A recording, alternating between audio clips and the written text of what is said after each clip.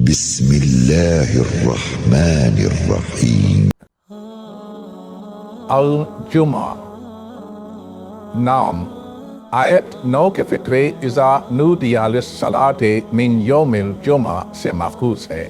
اگرچہ اس سورہ میں نماز جمعہ کے احکام بھی بیان کیے گئے ہیں، لیکن جمعہ بحیثیت مجموعی اس کے مضامین کا عنوان نہیں ہے، بلکہ دوسری صورتوں کے ناموں کی طرح یہ نام بھی علامت ہی کے طور پر ہے. زمانہ نزول. پہلے رکوع کا زمانہ نزول 7 ہجری ہے اور غالباً یہ فتح خیبر کے موقع پر یا اس کے بعد قریبی زمانے میں نازل ہوا ہے. بخاری، مسلم، ترمذی، نسائی اور ابن جریر نے حضرت ابو ہریرہ رضی اللہ عنہ کی یہ روایت نقل کی ہے کہ ہم حضور صلی اللہ علیہ وسلم کی خدمت میں بیٹھے ہوئے تھے جب یہ آیات نازل ہوئی. حضرت ابو ہریرہ رضی اللہ عنہ کے متعلق یہ بات تاریخ سے ثابت ہے کہ وہ صلح حدیبیہ کے بعد اور فتح خیبر سے پہلے ایمان لائے تھے، اور خیبر کی فتح ابن ہشام کے بقول محرم اور ابن سعد کے بقول جمادی الاولیٰ 7 ہجری میں ہوئی ہے. پس قرین قیاس یہ ہے کہ یہودیوں کے اس آخری کر کو فتح کرنے کے بعد اللہ تعالیٰ نے ان کو خطاب کرتے ہوئے یہ آیات نازل فرمائی ہوں گی، یا پھر ان کا نزول اس وقت ہوا ہوگا جب خیبر کا انجام دیکھ کر شمالی حجاز کی تمام یہودی بستیاں اسلامی حکومت کی تابع فرمان بن گئی تھی. دوسرا رکوع ہجرت کے بعد قریبی زمانے ہی میں نازل ہوا ہے، کیونکہ حضور صلی اللہ علیہ وسلم نے مدینہ طیبہ پہنچتے ہی 5ویں روز جمعہ قائم کر دیا تھا، اور اس رکوع کی آخری آیت میں جس واقعے کی طرف اشارہ کیا گیا ہے وہ صاف بتا رہا ہے کہ وہ اقامت جمعہ کا سلسلہ شروع ہونے کے بعد لازماً کسی ایسے زمانے ہی میں پیش آیا ہوگا جب لوگوں کو دینی اجتماعات کے آداب کی پوری تربیت ابھی نہیں ملی تھی. موضوع اور مضامین.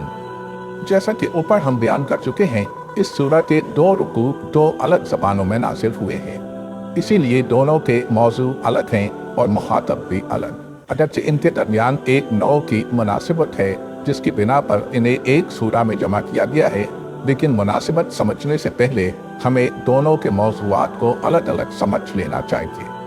پہلا رکوع اس وقت نازل ہوا جب یہودیوں کی وہ تمام کوششیں ناکام ہو چکی تھیں جو اسلام کی دعوت کا راستہ روکنے کے لیے پچھلے 6 سال کے دوران میں انہوں نے کی تھی. پہلے مدینہ میں ان کے 3 طاقتور قبیلے رسول اللہ صلی اللہ علیہ وسلم کو نیچا دکھانے کے لیے ایڑی چوٹی تک کا زور لگاتے رہے، اور نتیجہ یہ دیکھا کہ ایک قبیلہ پوری طرح تباہ ہو گیا اور 2 قبیلوں کو جلا وطن ہونا پڑا. پھر وہ سازشیں کر کے عرب کے بہت سے قبائل کو مدینے پر چڑھا لائے، مگر غزوہ احزاب میں ان سب نے مونگ کی کھائی. اس کے بعد ان کا سب سے بڑا گڑھ خیبر رہ گیا تھا، جہاں مدینے سے نکلے ہوئے یہودیوں کی بھی بڑی تعداد جمع ہو گئی تھی. ان آیات کے نزول کے وقت وہ بھی بغیر کسی غیر معمولی زحمت کے فتح ہو گیا، اور یہودیوں نے خود درخواست کر کے وہاں مسلمانوں کے کاشتکاروں کی حیثیت سے رہنا قبول کر لیا. اس آخری شکست کے بعد عرب میں یہودی طاقت کا بالکل خاتمہ ہو گیا. وادی القریٰ، فدق، تیمہ، تبوک سب ایک ایک کر کے ہتھیار ڈالتے چلے گئے، یہاں تک کہ عرب کے تمام یہودی اسی اسلام کی رعایا بن کر رہ گئے جس کے وجود کو برداشت کرنا تو درکنار، جس کا نام تک سننا انہیں گوارا نہ تھا. یہ موقع تھا جب اللہ تعالیٰ نے اس سورہ میں ایک مرتبہ پھر ان کو خطاب فرمایا، اور غالباً یہ آخری خطاب تھا جو قرآن مجید میں ان سے کیا گیا. اس میں انہیں مخاطب کر کے 3 باتیں فرمائی گئی ہیں. 1، تم نے اس رسول کو اس لیے ماننے سے انکار کیا کہ یہ اس قوم میں مبعوث ہوا تھا جسے تم حقارت کے ساتھ امی کہتے ہو. تمہارا ظام باطل یہ تھا کہ رسول لازماً تمہاری اپنی قوم ہی کا ہونا چاہیے. تم یہ فیصلہ کیے بیٹھے تھے کہ تمہاری قوم سے باہر کا جو شخص رسالت کا دعویٰ کرے وہ ضرور جھوٹا ہے، کیونکہ یہ منصب تمہاری نسل کے لیے مختص ہو چکا ہے، اور امیوں میں کبھی کوئی رسول نہیں آ سکتا. لیکن اللہ نے انہی امیوں میں سے ایک رسول اٹھایا ہے جو تمہاری آنکھوں کے سامنے اس کی کتاب سنا رہا ہے، نفوس کا تزکیہ کر رہا ہے، اور ان لوگوں کو ہدایت دے رہا ہے جن کی گمراہی کا حال تم خود جانتے ہو. یہ اللہ کا فضل ہے جسے چاہے دے. اس کے فضل پر تمہارا اجارہ نہیں ہے کہ جسے تم دلوانا چاہو اسی کو وہ دے، اور جسے تم محروم رکھنا چاہو اسے وہ محروم رکھے. 2، تم کو تورات کا حامل بنایا گیا تھا، مگر تم نے اس کی ذمہ داری نہ سمجھی نہ ادا کی. تمہارا حال اس گدھے کا سا ہے جس کی پیٹھ پر کتابیں لدی ہوئی ہو اور اسے کچھ نہیں معلوم کہ وہ کس چیز کا بار اٹھائے ہوئے ہے، بلکہ تمہاری حالت گدھے سے بھی بدتر ہے۔ وہ تو سمجھ بوجھ نہیں رکھتا مگر تم سمجھ بوجھ رکھتے ہو، اور پھر کتاب اللہ کے حامل ہونے کی ذمہ داری سے فرار ہی نہیں کرتے، دانستہ اللہ کی آیات کو چھٹلانے سے بھی باز نہیں رہتے۔ اور اس پر تمہارا سام یہ ہے کہ تم اللہ کے چہیتے ہو، اور رسالت کی نعمت ہمیشہ کے لیے تمہارے نام لکھ دی گئی ہے۔ گویا تمہاری رائے یہ ہے کہ خواہ تم اللہ کے پیغام کا حق ادا کرو یا نہ کرو، بہرحال اللہ اس کا پابند ہے کہ وہ اپنے پیغام کا حامل تمہارے سوا کسی کو نہ بنائے۔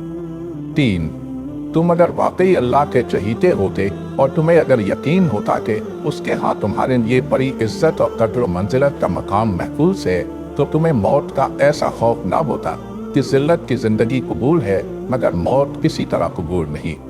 یہی موت کا خوف ہی تو ہے جس کی بدولت پچھلے چند سالوں میں تم شکست پر شکست کھاتے چلے گئے ہو۔